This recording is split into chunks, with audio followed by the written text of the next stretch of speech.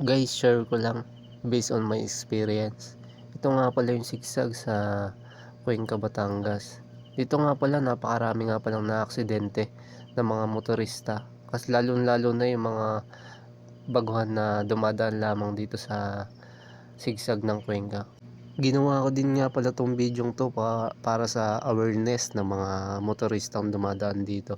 Kasi base sa aking experience, yung mga truck na dumadaan dito is yung lalong-lalo na po yung mga full tank ay yung mga krudo na pagka liliko po sila sa mga biglang liko pong yan ay natatapon po bigla yung mga krudo nila. Mamaya po may mabibidyoan ako dyan na kung mapapansin nyo talagang tumapon na krudo. Doon po nagkakaroon ng aksidente lalo yung mga motor po. Pero mas marami po talaga yung mga motor na aksidente lalo na po yung mga baguhan na dumadaan dito. Kaya be safe tayong lahat guys sa mga dumaraan dito sa sigsag ng Cuenca.